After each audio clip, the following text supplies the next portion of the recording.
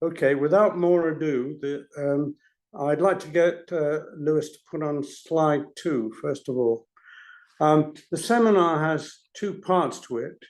Not surprisingly, on page 2, it says 1, and this relates to pages 1 to 15 of the slides, which really try to answer the question, how did we get to where we are? So, for example, it will look at a range of things, particularly the question of how we got there in historical terms, and that's rather important. How have we changed over time and how much? How did we react to environmental change? What do we say about ourselves? We've created in our own management in education industry, an industry of ourselves criticizing ourselves and talking about it a heck of a lot. How did we adapt to crises? And I haven't written all of them down, but the dot-com, the global financial crisis, which is GFC, and the global pandemic, which we all know about very recently. And I'll try and summarize some of the lessons I see that were learned from that period of time up until perhaps the pandemic, and then we'll go and look at where we go to from there. So, Lewis, if you don't mind putting up slide 3, pages 16 to 27 of the slides rather start asking the question, not only how did we get to where we are, but where we might go. And in that particular context, you will see the elements down there, but what I would basically say is we're still in this debate about how we're viewed within the university sector. We've also tried a number of alternatives, and I'm going to go through those alternatives when I get to that slide, and then put at the end of the talk a series of future questions for the field, but not necessarily answers. I'll give you some answers and I'll give you some speculations, but I'm not saying I'm right. What I would also say to you is, when Lisa said I was going to speak for 40 minutes, that's true. But as I add up the time from 2 o'clock until 3:30, that leaves you between 40 and 50 minutes to ask questions, and for Lisa to, in her own inimitable way, to cajole me into saying some things I might possibly not want to say. But nevertheless, she's very good at that. So let me now go on to slide 4. I'm going to skip 3 and come back to 3 when I've been through the first lot of slides. What I've done on that slide, and I mean, it's pretty difficult to read, which is why perhaps I ought to just quickly skate it. Anyone who's read either one or few of the books of mine will know that I've mapped through the history of management education in those books, back from the 1800s. But if I were to be honest about my mapping here, I rely heavily on business historians, people of the kind of J.C. Spender and people in the UK like Charles Harvey, Marie McLean, Stephanie Decker, and lots of other people in the United States whose names I will mention later on. But the early period of which I call the late to late 1800s, the early 1900s, I call it the trade school era, but it's sort of like vocationalism. And Herbert Simon said, wastelands of vocationalism. I happen not to think that was true, but there were certainly thriving schools of commerce in that period in Europe, UK, and the United States. But the 1900s to the 1950s saw more clearly defined national models. And in the United States, AACSB was founded in 1916. And the cutely named, as Lisa said, University of Illinois at Urbana-Champaign was one of the 17 founder members of AACSB at that time. I skipped on to say that really the period up to the end of the Second World War and beyond was a period where the models were largely vocational, talking about producing professional managers. What happened in 1960 and following was what Orja and Jim March have described as the golden age of business schools. And it started with the Gordon Howell reports and the Pearson report that came out of the Carnegie and Ford Foundations after the Second World War. And that brought out the so-called Gordon and Howell reports.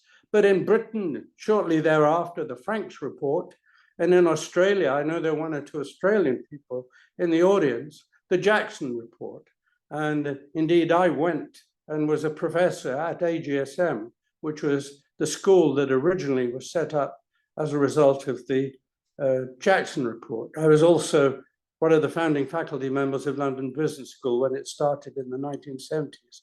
Please don't add up what my age is, but what that period represented is what I would describe as the period where somehow or other the sort of broad social science orientation of business schools moved into a much more analytical, logical, positivist model driven by, for example, in particular, the US business schools that received money from the Carnegie Foundation and the Ford Foundation and set up a dominant business school paradigm, which many other people imitated over that 40-year period. 1990 to 2005 is what I call the rankings era. And you may love it or hate it, but they changed the way the world is. I mean, you and I all know about rankings lists, the Australian Journal Guide, the CABS one in this country, and the tendency of decisions about promotion to have been made on league tables and citation rankings, which some of us, and I certainly am one of them, feel that it goes a step too far. At least in the UK context, we set up things like the Research Excellence Framework in Australia, similar things, and in Scandinavia, other things to look at the impact of broader-based research and how it might affect business and other constituencies. What you've seen, however, since the rankings era is emerging market models, and I was the dean in one of those in my the last period of my career as a dean. But Asian models, Latin American models, and African models, some of which imitated, a lot of them imitated American models, but the North African and African models in part imitated French models of management education. Either way, what actually happened was that imitative issue drove into the league tables and citation rankings that I'm not particularly fond of myself. So that was, if you like, the period that I've called 5, and the 6 and 7 periods are really the global financial crisis and how we adapted to that, stakeholder versus shareholder arguments, and then in the present period up until right now, the rapid changes that took place as a result of the global pandemic, and also more recently the Ukraine-Russia war. So what I'd like to do now is to move on relatively quickly. That's the background that I'm operating within. If I can get to slide 5, all I will say here is, I think many of you have studied business schools. I certainly have. I've been a dean in North America, the United States, in Europe, and and also have done a couple of extensive studies of business schools in Latin America and in Africa.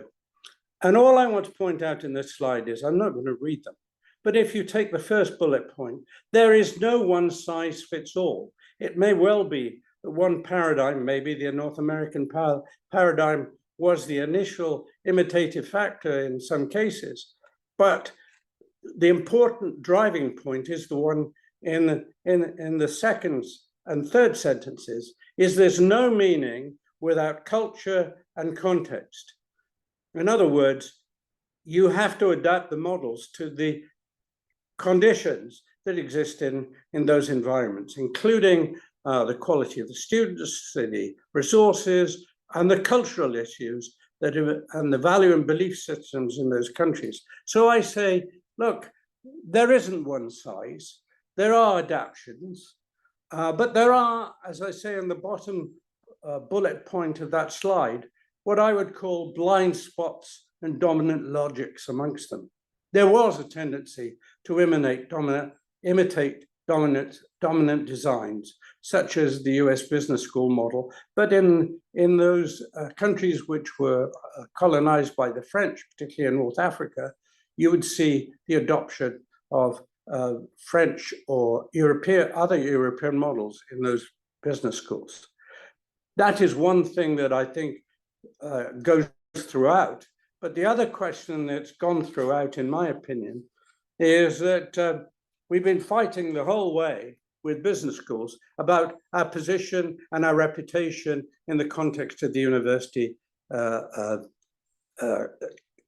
sector. In other words, are we a legitimate university discipline? If we can go on to slide 6, I talk a little bit about those issues of legitimacy, and you all know what they are. I mean, I'll give you the first one. What's the purpose? Are we a cash cow or a legitimate discipline? And we've had articles, including one that I co-authored, which talked about, are we in physics envy, or are we refocusing our research more on value for society than we are in terms of value for an academic community? And I just want to, ask one or two other points, but let's stress the second one. The second one says, how is the business school valued and interpreted within the management community? Are we thought leaders, education providers, or consciences for managers outside? And the last point I would make is the one right at the bottom of this slide, which says, I believe that we should be looking, and I will get to this point towards the end of my talk today, for more holistic and balanced models of management education that nurture responsible management curricula and enhance student maturity in matters of ethics, society, and culture. So if I go on to slide 7, and I'll skip this, but despite all what I say there, we've been successful in higher education. And the most popular undergraduate degree globally is the business school degree. So we've been successful. If we get on to slide 8, this talks about what our responses were to the global financial crisis. And I think many studies, not just my own and those of AACSB and EFMD, have said, even though we used forms of open innovation to reimagine business education, we actually made modest changes over that period. We worried about impact. We worried about practical relevance. We worried about CSI. We probably put in ethics and courses of that type in programs, but they were essentially modest curricular changes. We were all doing well. We had successful business school models. We put in a little bit of soft skills, data analysis and computer skills, but actually we were very much following, the adaptations of the various models we'd had prior to that point in time. Now, if we go to slide 10, I'm going to skip 9, which is simply a quote from AACSB, but I'm going to skip to slide 10, which talks about the global pandemic. And if ever we had an inflection point in our operations, it was the global pandemic. Massive, disruptive turning point. I'm sure all of you in the room have stories about how you suddenly figured out how to use online learning or technology-enabled learning. There's a quick pivot, and transformational change became urgent and evident everywhere. And then people started not just using Zoom, but blended versions of models, particularly when students couldn't get to universities. And we saw the onslaught, I would say, of low-cost part-time MBAs in the US. I mentioned the one in the Glee School in the University of Illinois at Urbana-Champaign, Queston's model with edX, and Illinois' model with Coursera. But, in Britain, we had low-cost part-time MBAs. Warwick had one since the middle 70s in their operation, and so did other business schools in the firmament. We were moving around in different spaces, but now we were talking about new competitive arenas. Who are our competitors? What are they doing? And what will their impacts be on traditional products and traditional markets in executive education, in degrees and continuing education activities? And we've all read about stackable modular type degrees. A degree is a sum of modules. And we've also questioned whether degree certification is anything as important as it was once when maybe I was an undergraduate, as opposed to current undergraduates. Those questions are being asked. So let me get to slide 11. Slide 11 says, well, what sorts of issues did we evaluate closely then? And, technology-enabled learning was really going harder than it ever was. And how did we handle executive education programs? When I was in Warwick, we used to have, executive education programs in Scarman House and Radcliffe House, and we had a very large turnover when I left. But then how are you going to handle that if people aren't going to come necessarily to residential activities? How are you going to handle executive education? And what are you going to do about what Charles Handy called a second curve? New, more interactive, experiential, project-based learning. And new assumptions about organizational and geopolitical change. Is it globalization or deglobalization? Is it populism or is it democracy? These are the sorts of questions we were beginning to struggle with. And very recently, I'm beginning to wonder if somebody is going to ask the question at the end of the time I finished, whether or not I wrote these slides with ChatGPT. I can tell you I didn't. This is my own thing, but I'm beginning to wonder if ChatGPT might have done a better bet for you than I did myself.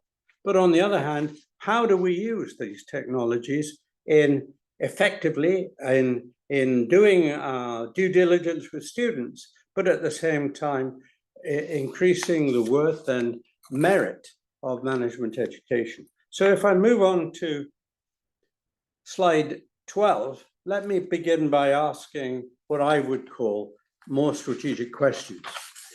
And let me just go through, I'm not going to read the words, but let me pick the words out that I think are important on those slides. The first one is willingness to pay. With rising tuition fees and gaps in employer expectations, at what point will students and customers is the word I've used there, but will students no longer be willing or able to pay?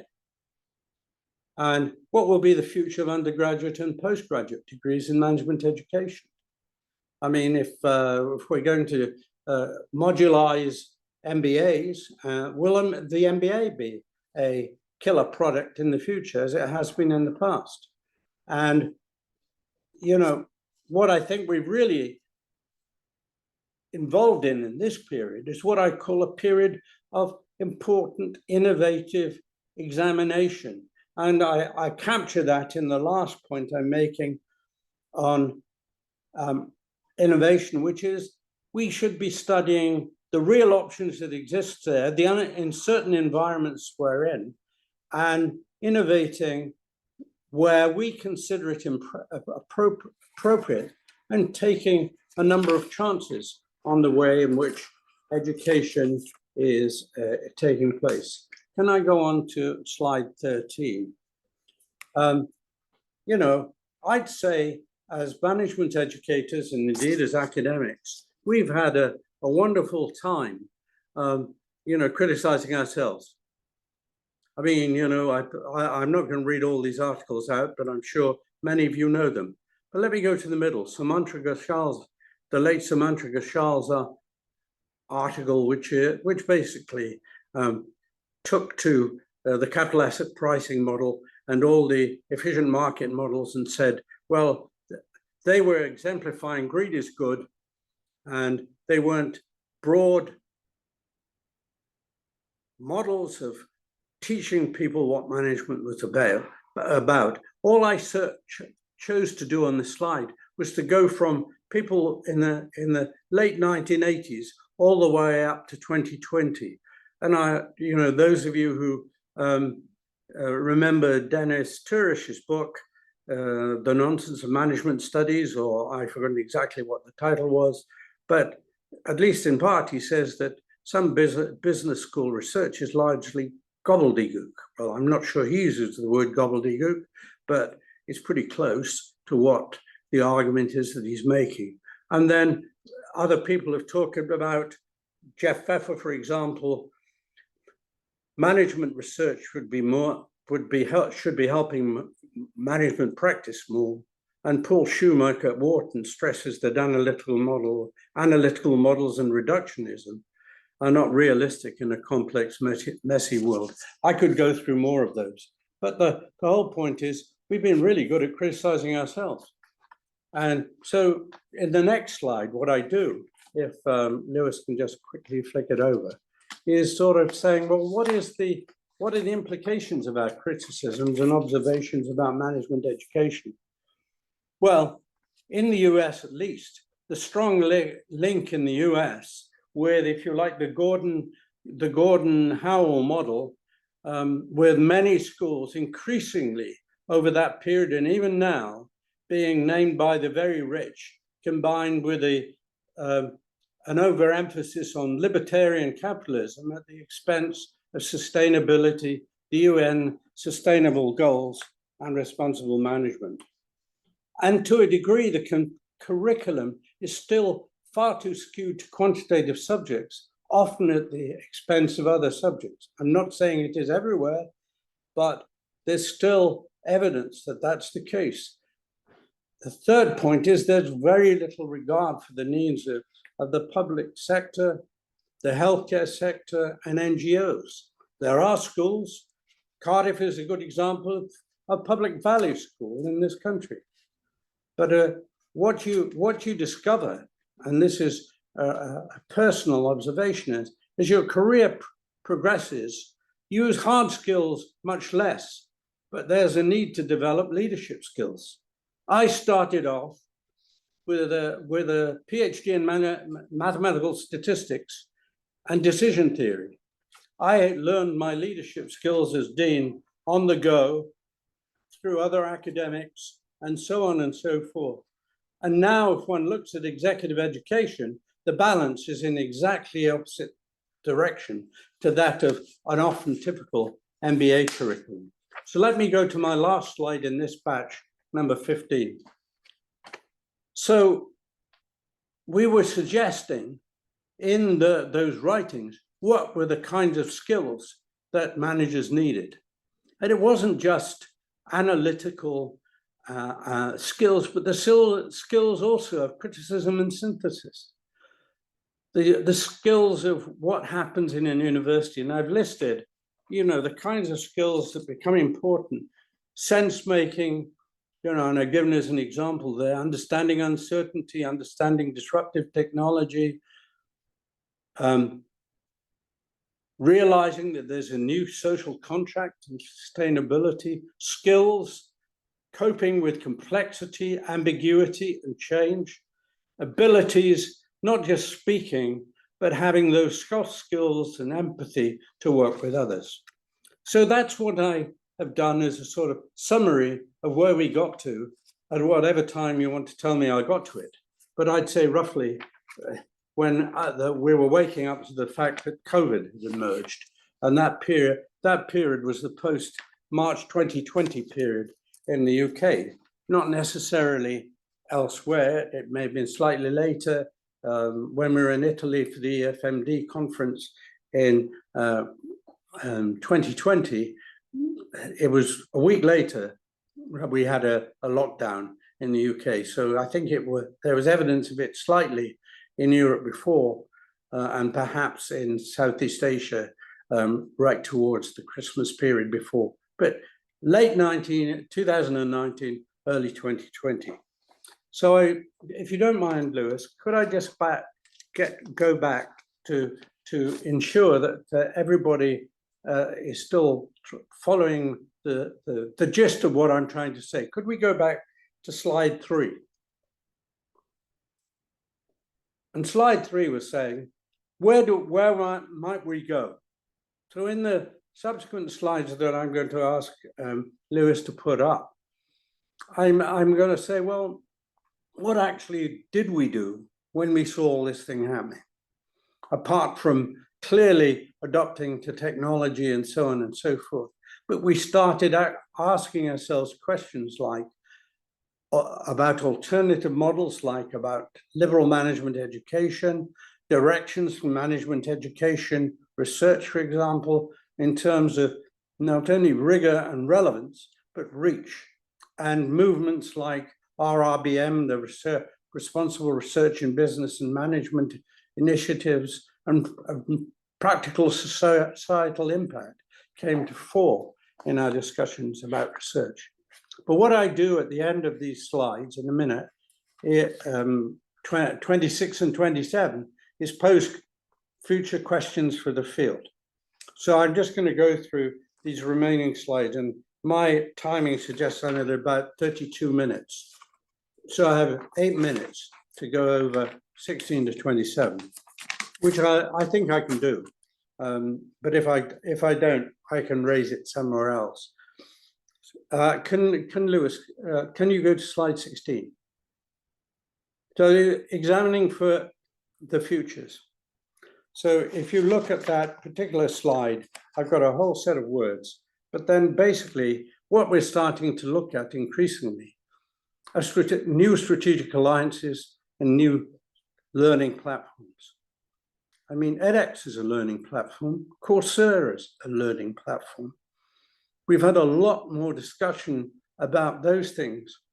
We're worried equally well about the increasing university pressure for us to deliver. And we're taking new strategic moves. So where are the new business models? Well, some of them are coming from outside players, and the new delivery models for lifelong learning and industry school partnership programs. And those of you involved in executive education know a great deal about those. But interestingly, in continuing education, you've seen programs like 1 week or 2 week continuing education courses. SMU started, for example, an SMU Academy when I was still there, and its turnover is well in excess of executive education, but it does it by building up a bank of 5 or 6 1 or 2 week courses and calling them a certificate or something like that. So these are the kinds of things that we've been doing.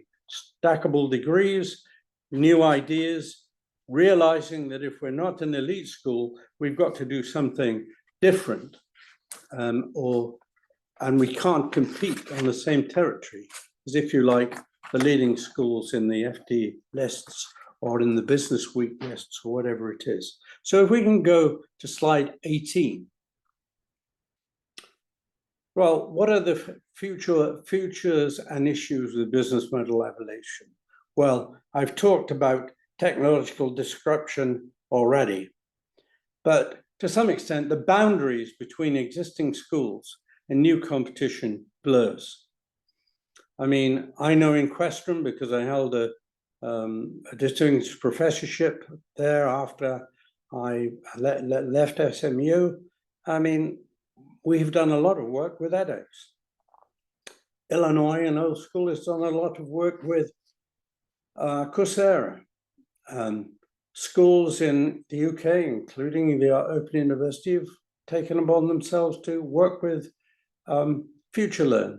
And then we've got competitors like HALT and IMD that are avowedly looking very much at, you know, real impact, real learning, and looking at the research they do and translating that into the learning programs, very much more applied than some of us had been comfortable with before. But what I would say is the implications of this are an attempt to identify new niches and areas in our competitive space. And one of the implications of that, of what we're doing, is that there can be a thinning of the ranks. There may not be as many business schools. You know, and I think it's a future that we need to face. Or working the business school as part of an interdisciplinary chain in the context of an university. So let me get to the next slide that I want to go to, which is number 19. And so the futures and issues, I tried to write down here the level of business model innovation that had existed over the last 50 years or so. One was the dominant design of the MBA. But how long will that last as a killer product? I mean, even in elite schools or strong schools in the West and the United States and in Europe, the price of an MBA or an executive MBA is rather high. I mean, so it goes back to my willingness to pay point. At which point will we start worrying about that? But, you know, most of the innovation that's taken place globally in business school degrees is about the graduate programs or executive education rather than the undergraduate program, which has been our seed corn forever in the day since the 1800s. So I would argue, why don't we start thinking about models of management education that relate to undergraduate levels as well as graduate levels? And the only parallel study to the Ford Foundation and Carnegie Foundation studies of 1959 and 1960 was the Carnegie Foundation on undergraduate education in the US in 2011, and that was a notable exception. The other thing that is rearing its head is going back and people are asking the question, why didn't we follow the professional models of lawyers and doctors? Why did we go on this alternative, you know, if you like, American style of dominant management education? Why did we not stay with the very good schools of commerce that we had? I mean, Birmingham had one, Edinburgh had one, even before, you know, we had the Franks Report, anything else. And Manchester certainly had the outlines of a UMist and University of Manchester before we had Manchester Business School. So we have to ask ourselves why the change in academic value creation is so slow. Is it because of inertia? Is it because we've got into a rut, or we've got into not looking at innovative models and innovative trends? And I just mentioned at the bottom, there are any number of people who've written about this, from J.C. Spender all the way through Rita McGrath, Mintzberg, Gary Hamel, and the late Kurt Christensen of Harvard Business School. We've got plenty of models of which to think about. And so I'd suggest we might go back and look at some of those. So if you go to slide 20, I'm just going to very quickly say our financial model is under threat. And whether or not it's in the United States, in Asia, or in Europe, we've got the whole question of faculty shortages, the role of clinical faculty, the question of whether people are going to be other than not permanent faculty. I mean, those kinds of issues have been raised much more in recent years than was the case previously. And now there are much greater stakeholder pressures from students, employers, industry, and government. Price resistance, value for money, and shareholder versus stakeholder primacy in terms of the underlying models. So if we then get to slide 21, you realize I'm trying to push this on slightly because I'm at my 40-minute mark. But what I want to do is just to say, I'm going to give you one option of what to do, and give you an example drawn from my own experience, my more recent experience, and you can read these slides with the conclusions and the suggestions, which are very much similar to what I've been talking about already. But in particular, one of the things we should worry about as management educators is to do the things extremely well for all of our multiple stakeholders and audiences, not necessarily worrying about whether we have solved individually the problems of climate change, sustainability, and ethics and morality all on our own. So let me move to slide 21. And I've talked about, on slide 21, things that I've talked about already. It's an important field and it needs a university sector. The question is, what's going to be our focus on innovation, our need for a redefined sense of purpose? Is it professionalization of management? And I've asked the question, where's our pro bono equivalent of relative to law schools for free advice? Research with impact. Is there enough multidisciplinary research going on in our schools? And I know in some of them there are. And I could give examples of British schools where this is happening right now. But we also need to have an appropriate balance between rigor and relevance. So on slides 22 to 25, I'm going to put out my stall and then stop.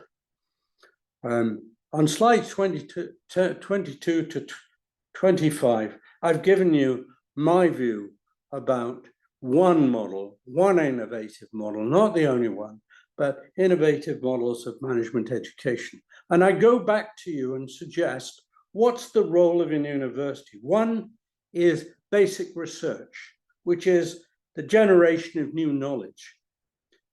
The second one is equally important. Does that research enable us to teach better? Research-enabled education is terribly important. The third factor that is important for a university is the dissemination of knowledge.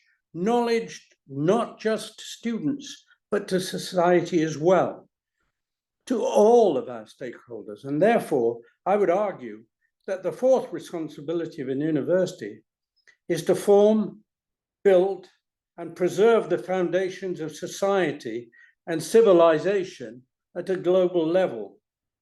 And I took a quote out of Winston Churchill, who isn't necessarily as fashionable these days as he was, but one of his quotes is, "Taking civilization for granted is a big mistake."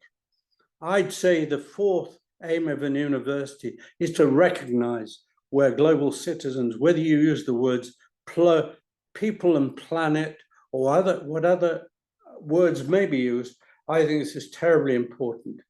And so I value what I describe as liberal management education.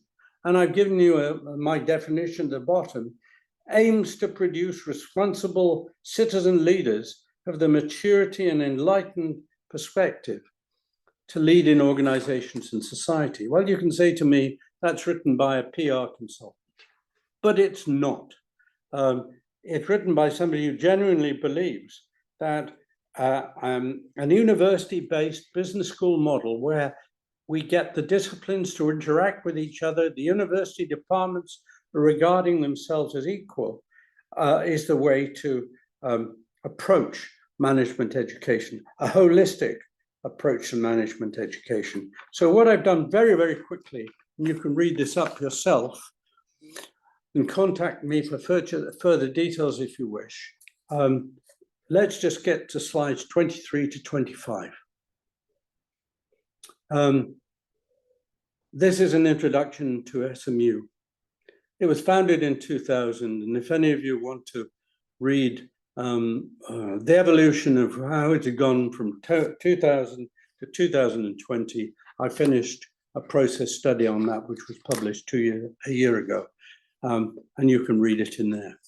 But the motivation for the distinctiveness was you were starting off at scratch. And if we go to the next slide, slide 24, the curriculum is based on three elements: a business curriculum, free electives, and a core curriculum. So in that undergraduate curriculum, you can do two business majors or a major from one of the other departments outside of business in Singapore Management University, which is an university which contains not just the business school, an accounting department, a social sciences department, an economics department, a computer science department, a school of integrative studies, and also an office of the core curriculum. What we've done is our degree, which is 36 curriculum units, has 12 which is core curriculum, which is common to all business graduates. 17 is the business curriculum, and 7 is the free electives, out of which you can do a further breadth major, a second major, or get 2 majors outside of business if you so wish in the integrative design. What the approach started off by having a drawback was that people thought it was only just business. So we now have a School of Integrative Studies, we have an office of the core curriculum, and if you see on page 25, you can read this for yourself, but the core curriculum for everyone doing a business degree includes 3 main elements: capabilities, and you can see what those capabilities are, I've written them down, but what those capabilities lead to is a managing critical thinking, managing in a volatile world, addressing business, government, and society. The communities part of it looks at climate, industry and society, technology and world change, constitutions, culture, context. Remember what I said about business school designs? Country, culture, context. And then civilizations, ethics and social responsibility, big questions. And what I've written down there are things like happiness and suffering, wealth and poverty, global and local. Now, I can only begin to describe this, but this design has been evolving.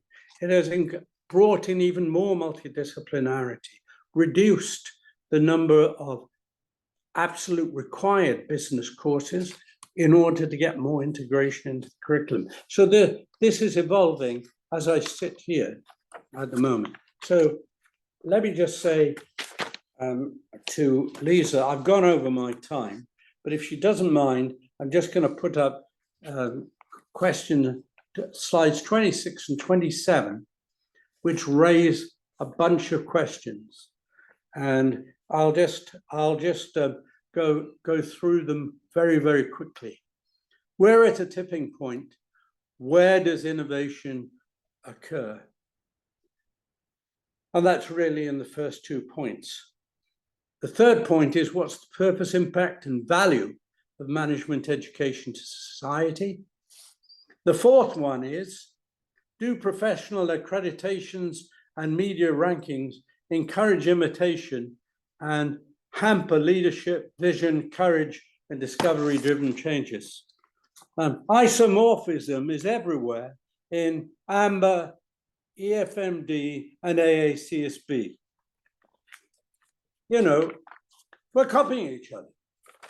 That's what that does. It isn't necessarily innovating, although every accreditation organization says we're flexible to different designs and models. They're now becoming increasingly flexible because of societal impact. And then very quickly on 27, I write down, what good do we create? This is number 5, for all stakeholders in society. The 6th one says, are we spending enough time looking at, given technological change, what the nature of work will be, the future of work, and the design of future jobs? You know, I mean, any of you who read these tales about what AI is going to do, well, some people are going to be out of jobs if you believe half of it. So what are the future jobs? We've had industrial revolutions before. What should we be doing?